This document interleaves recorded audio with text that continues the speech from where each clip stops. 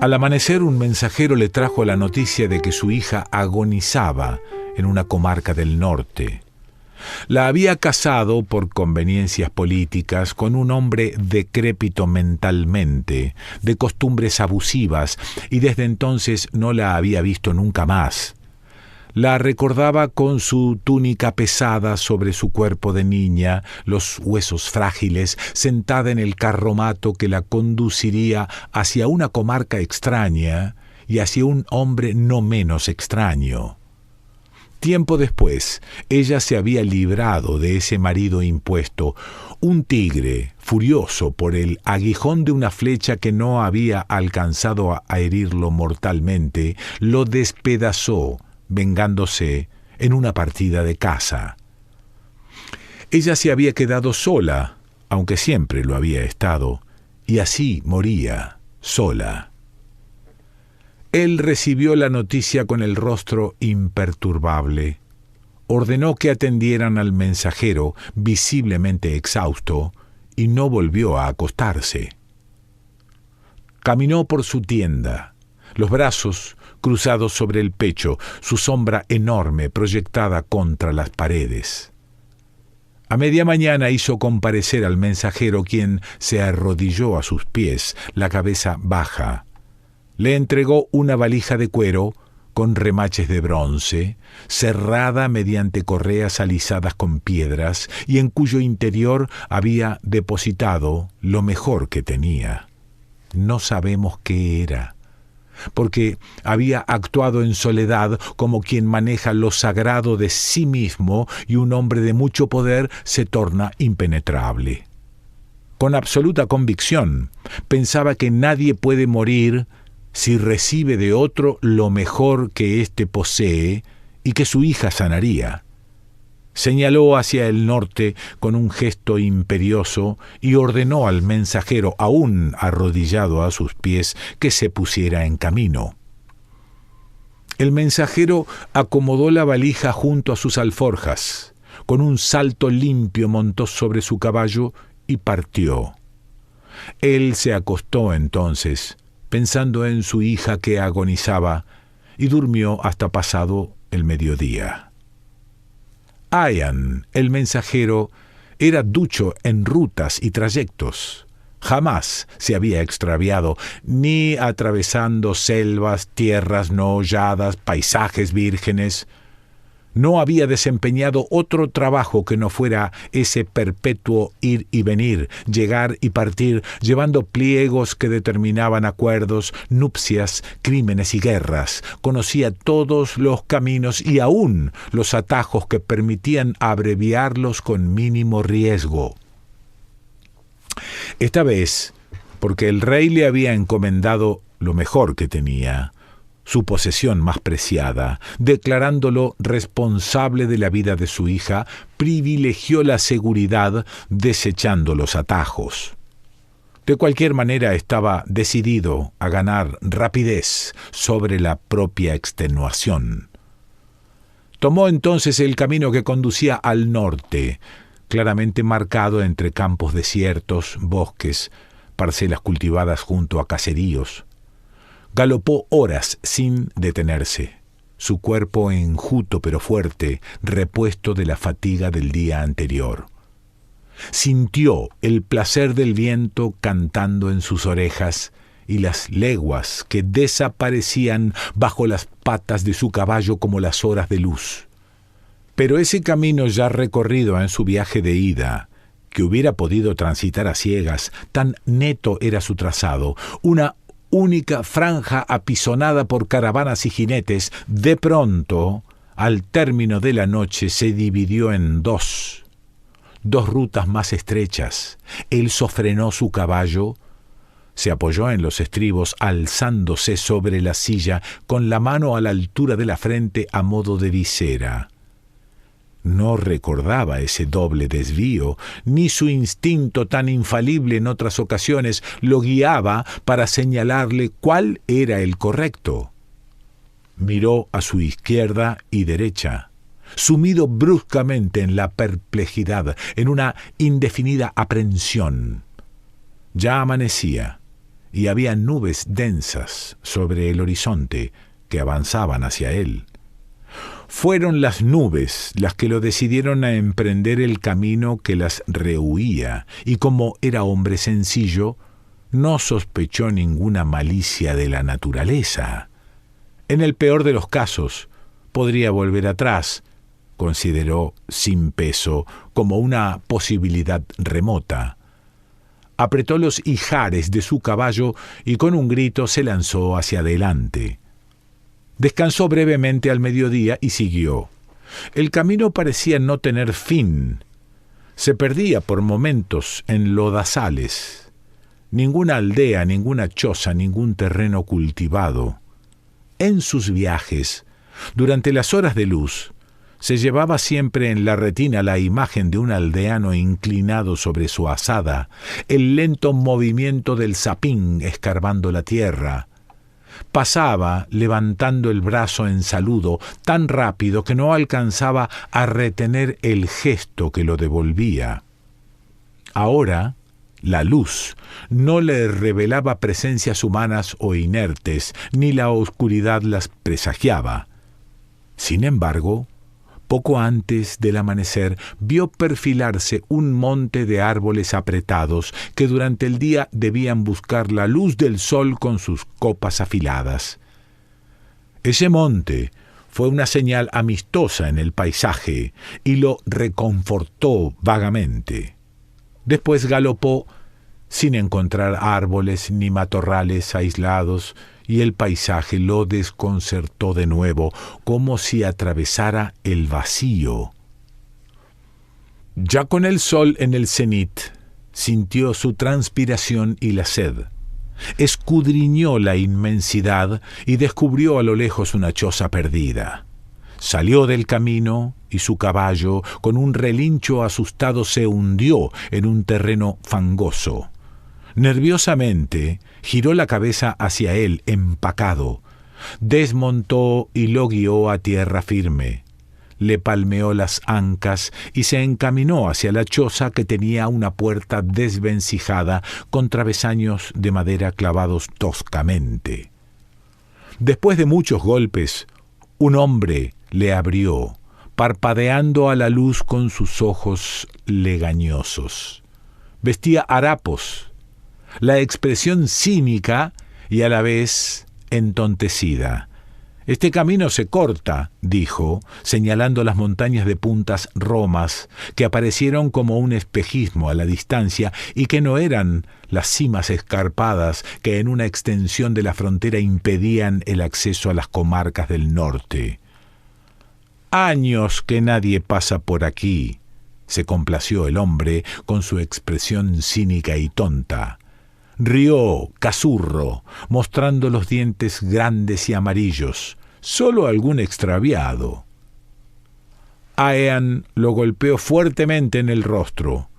Luego, enfangándose, corrió hacia su caballo, que buscaba en vano alguna hierba. Montó, volvió grupas y emprendió el retorno hacia la bifurcación del camino donde había tomado el rumbo equivocado. La maleta de cuero con sus tachas de bronce se había deslizado de su sitio y se balanceaba desacompasadamente. Descabalgó y la ajustó con rabia. Entonces observó la fatiga de su caballo y galopó en procura de un lugar menos inhóspito para detenerse, fuera de ese terreno donde el fango estallaba en burbujas a la vera más baja del camino. Después de un trecho, el paisaje cambió, tornándose seco y pedregoso. Erguido sobre su silla, los ojos estriados de sangre, maldijo silenciosamente. Cuando ya había decidido descansar en la sequedad y bajo el sol riguroso, con un estremecimiento de los hollares, su caballo olió la proximidad del agua. Un riacho corría en una calada poco profunda, detrás de unas rocas. Reaccionó clavando los cascos sobre la tierra para alzarse luego sobre las patas traseras con un alborozo lleno de fatiga. Ian descargó sus alforjas, la maleta de cuero que colocó cuidadosamente en la cima de un montículo de piedras, liberó al caballo de sus arneses, salvo el bocal, y lo dejó ir hacia el riacho que insólitamente él no había percibido. Lo ató más tarde, con las bridas flojas, al esqueleto de un árbol quemado para que pastara entre las hierbas duras. Él comió pan y carne seca, bebió agua y se acostó. Se durmió enseguida. Soñó que entregaba su recado y que al recibirlo la hija del rey, que sabía era muy joven, curaba milagrosamente. Salvo la paga, jamás espléndida, no había otra retribución ni lo esperaba. En su sueño tampoco había palabras de gratitud, pero le ofrecían de comer y un jergón donde dormir.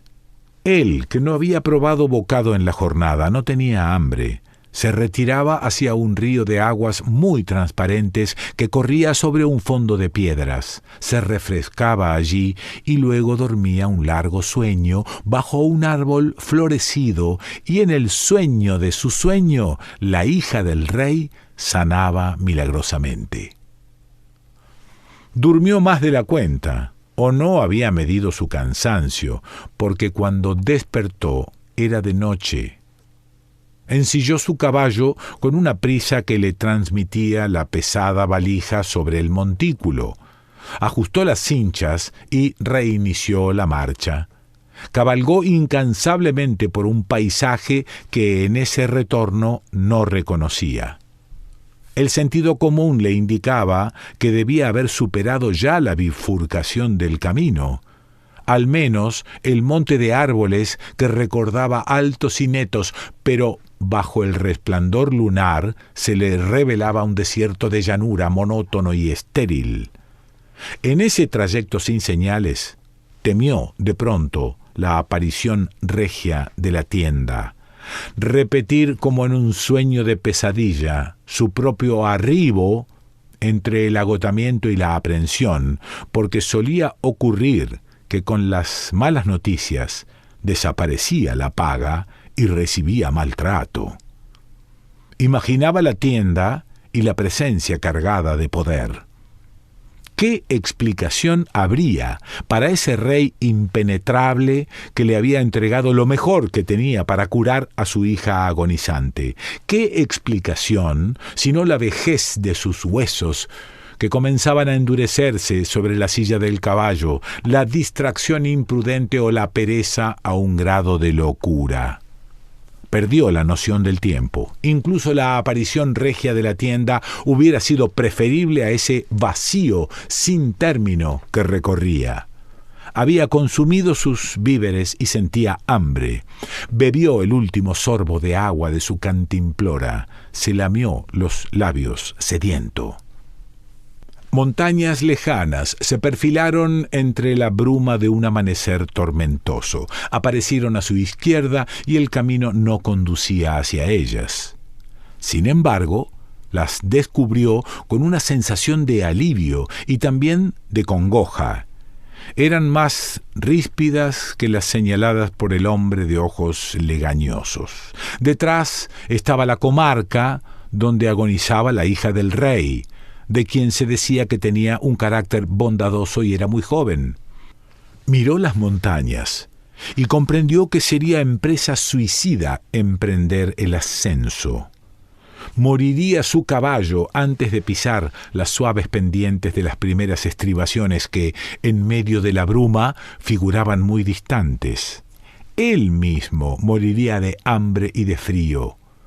Desmontó y cayó de rodillas, sin entender la naturaleza que siempre le había sido familiar, por más desconocida o extraña. Se concedió un respiro, más atento a la extenuación de su caballo que a la propia. Cerró los ojos, sin dormir. Cuando los abrió, una pequeña aldea, que no recordaba haber visto antes, se alzaba a unos 100 metros del camino. Se incorporó y fue corriendo hacia las casas. En la proximidad, le resultó evidente el abandono. Las puertas caían de sus goznes de cuero. Frágiles matas crecían sobre el piso de tierra. Encontró un resto de pan cubierto de moho que compartió con su caballo. Bebió agua sucia de un charco. Su caballo tenía los ojos empañados por una película blanquecina. Lo dejó descansar y él mismo durmió bajo ese techo, imponiéndose un reposo que rechazaba. Le costó dormirse y no soñó. A la mañana siguiente, las montañas parecían más altas y heladas, pero menos hostiles que ese camino cuya oposición no comprendía. Montado y otras veces a pie, emprendió a campo traviesa la ruta hacia las montañas. En las primeras estribaciones, abandonó su caballo, que era lo que más quería. Se ajustó la maleta a la espalda y se alejó, doblado bajo su peso. El caballo lo miraba con sus grandes ojos cubiertos por la película blanquecina. Temblaba, sacudiendo la gruesa piel brillante de sudor. Entonces volvió, apoyó la cara contra su hocico, le acarició el pescuezo, en un lenguaje compartido murmuró palabras de despedida. Inició el ascenso con facilidad, a pesar de su cansancio, pero luego el terreno comenzó a empinarse. Las piedras desgarraron sus manos y rodillas, pisó mal y se deslizó sin control unos metros hacia abajo hasta que pudo asirse de un arbusto. Recuperó aliento estirado contra las rocas y sintió las mejillas húmedas. Se tocó y apartó la mano como de una brasa. Nunca había llorado. Y se llenó de humillación por estas primeras lágrimas de frustración e impotencia.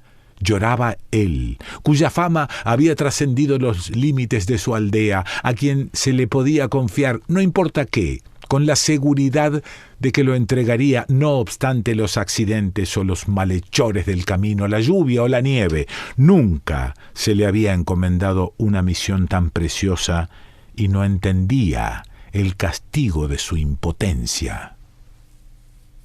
A los 2 días, hacia la noche, alcanzó la cumbre, su espalda oprimida bajo el peso de la maleta, ardiendo como un fuego que el roce de las cuerdas no hacía más que avivar.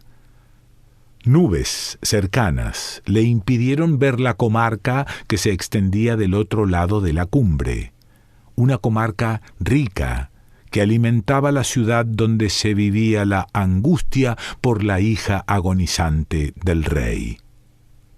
Descendió semi-inconsciente de fatiga, resbalando en ocasiones sobre rocas alisadas que hubieran podido precipitarlo al vacío, masticando puñados de nieve para calmar su sed y raíces que en la premura no eligió bien y que al rato le crisparon las tripas.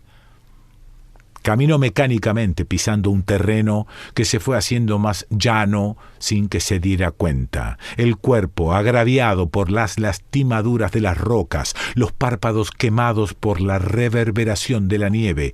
Vio chozas con humo saliendo de sus chimeneas, pero no se detuvo.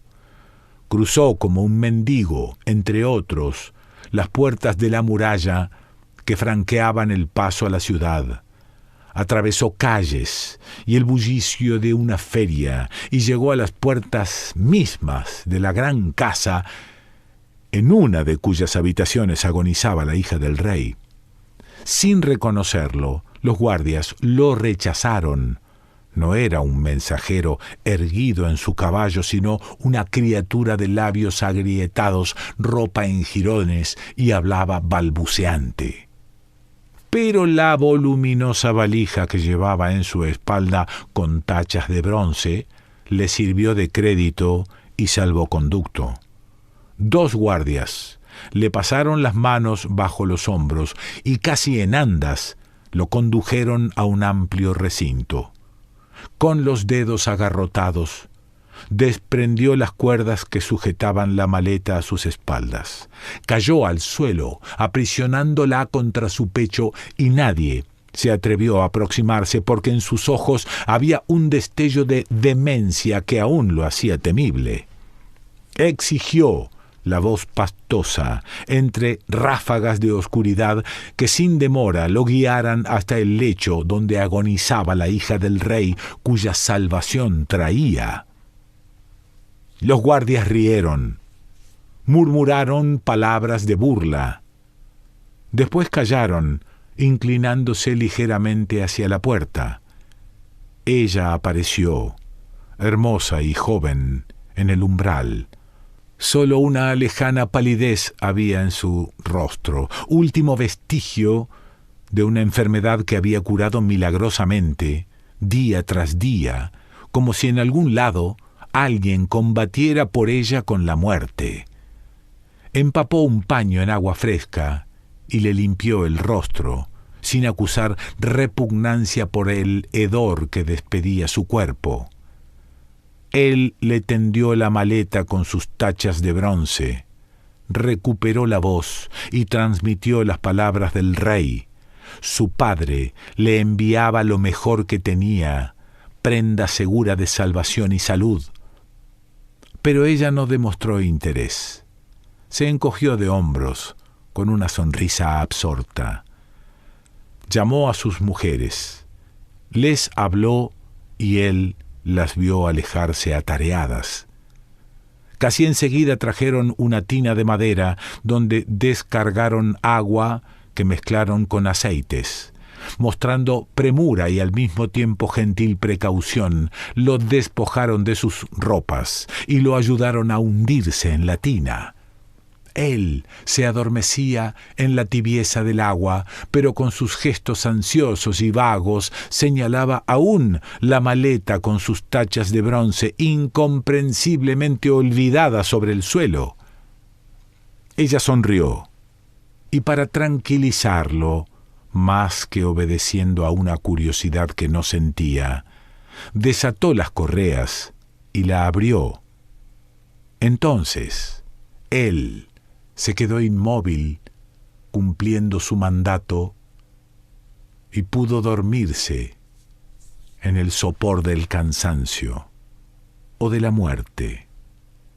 Y de este modo no observó que ella volvía a cerrarla mientras las mujeres reían ante el extraño presente que no contenía nada.